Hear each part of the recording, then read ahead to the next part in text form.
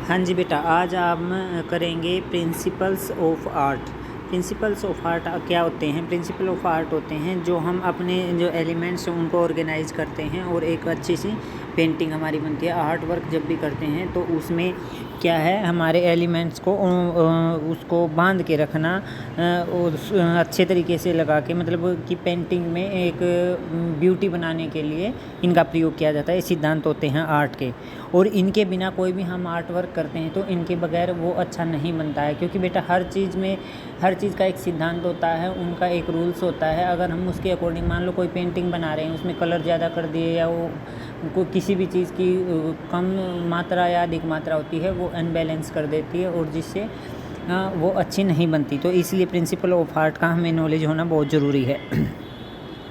The principle of art are used to organize the element of art to make a composition।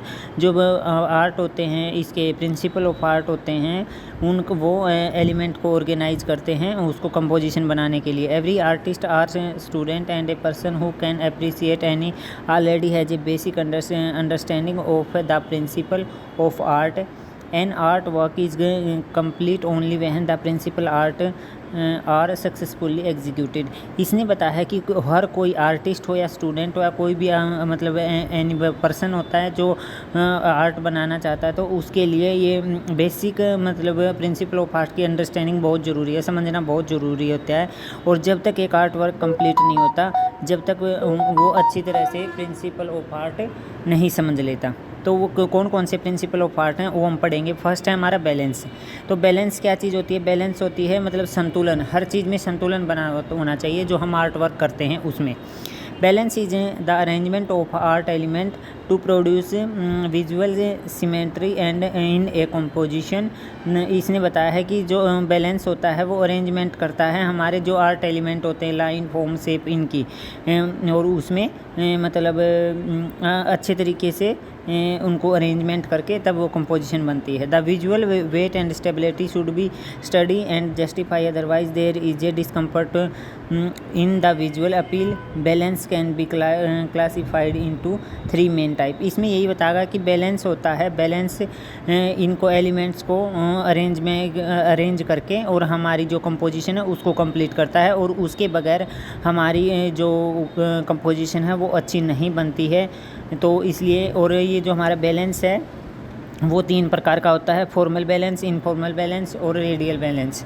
तो हम formal या symmetrical balance कौन सा होता है? It is achieved by the artist placing object in the work art in an equal side arrangement almost like a mirror image. इसने बताया कि जो हमारा सिमेट्रिकल बैलेंस होता है वो क्या होता है, जिसमें आर्टिस्ट है वो ऑब्जेक्ट को रख के जो हमारा आर्ट वर्क करता है तो उनके 2 पार्ट करते हैं तो बराबर पार्ट हो। जैसे हम मिरर में देखते हैं तो हमारे इमेज जो हमें बराबर की दिखती है, तो वही काम इसमें होता है हमारा सिमेट्रिकल बैलेंस में। और एसिमेट्रिकल बैलेंस में क्या होता है? An achieved by placing object in an art work in slightly unequal arrangement. The difference can be of shape, size और एनी अदर एलिमेंट। इसने बताया है कि इसमें क्या होता है, जब भी हम कोई भी मतलब ड्राइंग बनाते हैं तो अगर उसके 2 पार्ट करते हैं तो वो हाफ पार्ट अलग उसमें जाता है, दूसरा पार्ट अलग, उसमें डिफरेंस ज़रूर होता है। तो उसको हम क्या बोलेंगे? इनफॉर्मल या एसिमेट्रिकल बैलेंस। अब आगे हम कर रहे हैं बेटा रेडियल बैलेंस। अब हम रेडियल बैलेंस करेंगे। It occurs within circle where drawing extends from the centre.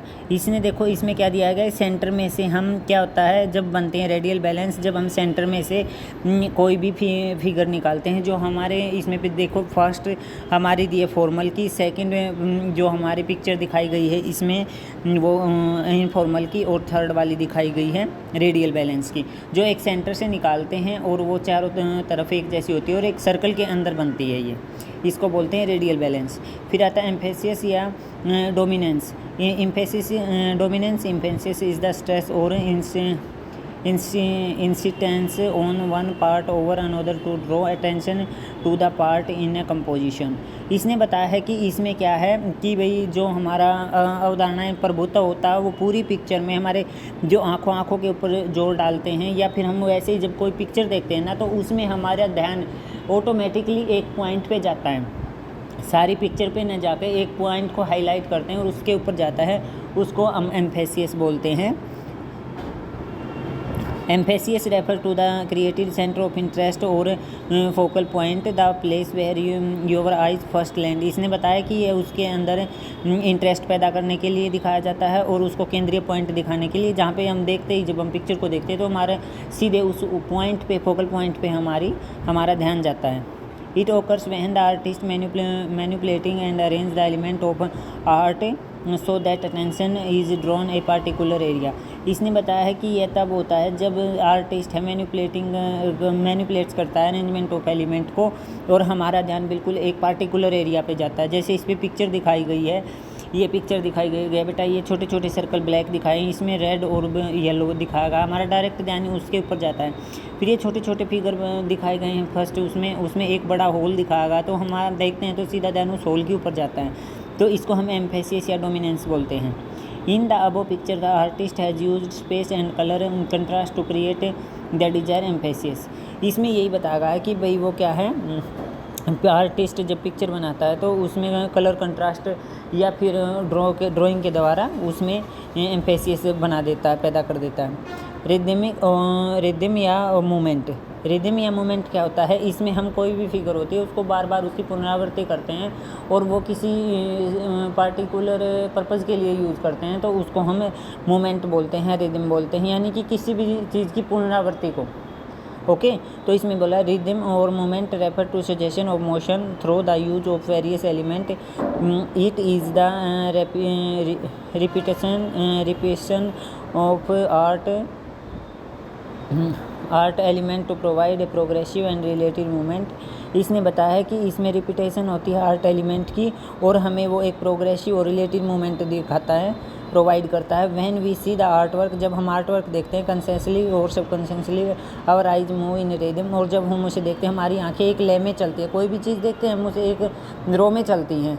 जैसे हमने ये दो दिखाए गए हैं, साइन दिखाए गए हैं, जैसे ये येलो और ब्लैक साइन दिखाए हैं, तो हम एक चीज़ को देख रहे तो हमारी आइज ऑटोमेटिकली एक चीज़ को देख के दूसरे तीसरे चौथा, तो यूँ हमारी इसमें चल रही हैं ऑटोमेटिक।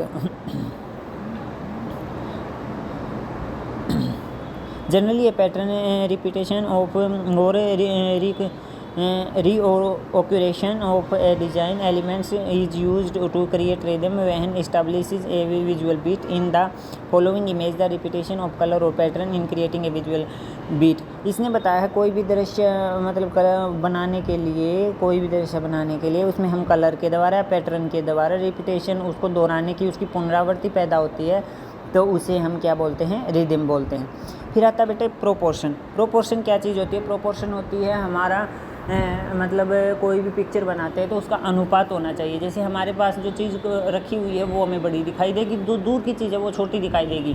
अगर हम अपने पास रखी हुई चीज़ को बड़ी दिखा रहे हैं, दूर की चीज़ को भी हम बड़ी दिखा रहे हैं, तो उसमें ये प्रोपोर्शन गलत हो जाएगा, जिससे हमारी जो पेंटिंग है, जो हमारी कलाकृति है, वो बिल्कुल ख़राब हो जाएगी। इसलिए इन चीज़ों का हमने ध्यान रखना चाहिए।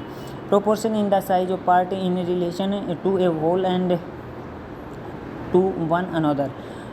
प्रोपोर्शन होता है वो साइज से रिलेटेड पार्ट होता है और इसे हमें बहुत ध्यान रखना होता है। Our eyes and nose in relation to our face, हमारी जो आँख और नोज है वो हमारे फेस से जैसे रिलेटेड होती है। अगर हमारा फेस छोटा, हम नाक बड़ी बना देंगे तो वो भी गलत हो जाएगा, तो वो हमारी सारी प्रोपोर्शन के तरीके से बनती है। Our face is relation to our whole body has to drawn in correct proportion in a landscape. मतलब बॉडी का जब हमें बनाते हैं, बॉडी में हम फेस बनाते हैं, तो हर बॉडी के अकॉर्डिंग हम फेस बनाएंगे, फेस के अकॉर्डिंग हम अपने फेस के पार्ट बनाएंगे। तो इसी तरह से पेंटिंग में, लैंडस्केप में, in a landscape everything is made in proper proportion and a perspective to obtain a sense of realism. For example size of following animal, size of following animal in proportion to each other is very important while sketching them together. इसमें देखिए जैसे बेटा ये dog बनाया गया है, फिर ये कैट बनाई गई है, फिर रैबिट बनाया गया है, लेकिन उनका क्या है, अनुपात सही है। सही अनुपात में बनाया है तो ठीक है। फिर आती है वैरायटी। वैरायटी क्या चीज़ होती है? Variety means the use of various element to make an art work more interesting. Variety, इसने बताया वैरायटी का वो एक वैसे जो एलिमेंट हैं वह बहुत सारे एलिमेंट मिल करके एक आर्ट वर्क बनाते हैं जो बहुत इंटरेस्टिंग बनता है। Variety of colour, variety of form, texture etcetera is what make art attractive. इसमें क्या है, वैरायटी हम कलर्स की भी कर सकते हैं, फॉर्म की भी कर सकते हैं, टेक्सचर की भी कर सकते हैं, और ये हमारे जो आर्ट वर्क होता है उसको अट्रैक्टिव बनाता है। But at the same time too much of it can be very messy. लेकिन एक साथ हम बहुत सारी चीज़ें बनाते हैं तो अजीब सा लगता है ये। Therefore it has to be use in balance, इसलिए हम इसको बैलेंस में यूज करते हैं, संतुलन में इसको यूज करते हैं। एंड हारमोनियस मैनर, और हम इसे क्या है पूरी तरह सामंजस्य के साथ ही इसका वैरायटी का प्रयोग करना ही इसकी गुणता होती है। ओके, तो इसमें वैसे वैरायटी आप कॉमन सेंस में आप बात करते हो तो वैरायटी वो भी होती है, मतलब कोई भी चीज़ लेते हैं हम, मान लो खाना खा रहे हैं, खाने की भी अलग अलग वैरायटी होती है, हम कोई भी चीज़ खरीद रहे हैं उसकी भी अलग अलग वैरायटी होती है। तो बेटा इन चीज़ों का आपको ध्यान रखें, वैरायटी वही वैरायटी आप ये कला में देखेंगे। फिर आता है हार्मनी और यूनिटी।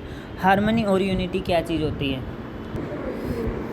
अब हम हार्मनी पढ़ेंगे बेटा। हार्मनी क्या चीज़ होती है? Paul Cezanne stated when painting are done right, harmony appear by itself. The more numerous and varied they are, the more effect of obedient and agreeable to the eye. इसने बताया है कि जो हमारे ये आर्टिस्ट हैं पॉल कैजने, इसने बताया कि जब अच्छी पेंटिंग बनी होगी तो हार्मनी होती है। हार्मनी क्या है? हार्मनी अपने आप उसके अंदर आ जाती है अगर अच्छी पेंटिंग बनी होती है। तो unity is achieved when the component of art are perceived is harmonious, giving the art sense of completion. In a good work of art, all aspect create a sort of harmony. इसने बताया है जो unity होती है, unity यानी कि एकता, उसके अंदर एकता भी बनी होनी चाहिए। ये नहीं कि हम किसी टॉपिक पे बना रहे हैं तो उस टॉपिक से रिलेटेड ही हम उसमें चीज़ बनाएंगे तो ही हमारी पेंटिंग अच्छी बनेगी। बेटा अगर हम उसमें एक्स्ट्रा मटेरियल उसमें ऐड करते रहेंगे, उससे रिलेटेड ना होगा जो वो, तो उससे क्या होगा, उससे हमारा इसमें गड़बड़ हो जाएगी हमारी पेंटिंग में। तो इस चीज़ का हमने ध्यान रखना है। Harmony is achieved in any work by using similar and related elements through out the work. Harmony क्या है? कोई भी वर्क बनाते हैं सिमिलर और रिलेटेड एलिमेंट ही यूज करते हैं उसके अंदर। Harmony gives an uncomplicated look to a piece of art, और जो हार्मनी होती है वो हम एक कॉम्प्लिकेटेड लुक देती है एक आर्ट का। All masterpiece and beauty of nature can be taken here as example. हम सभी जो मास्टरपीस और ब्यूटी होती है नेचर की वो हमें एग्जाम्पल हैं इस चीज़ के। टू द लर्न आर्ट और to appreciate art, knowledge of this element and principle is mandatory as, यानी कि जो भी इस आर्ट को अप्रिशिएट करता है और उसमें परफेक्शन होती है तो उसके लिए उसके पास इस एलिमेंट्स का और सिद्धांतों का यानी प्रिंसिपल और एलिमेंट्स का ज्ञान होना बहुत अनिवार्य होता है, और उनके ऊपर उनको ज्ञान भी होता है इस चीज़ का, जो बेटा परफेक्ट हमारे आर्टिस्ट होते हैं उनको। As you progress in this field, these words take a permanent place in your expression and language, giving an edge overall others who do not study art. और जैसे हमारे पास लैंग्वेज का हमें ज्ञान होता है और इन चीज़ों का, तो ऐसे ही हमें आर्ट के क्षेत्र में आर्ट का ज्ञान होना चाहिए। तो बेटा आज का आपका ये टॉपिक था, आप इसे अच्छे से रीड करेंगे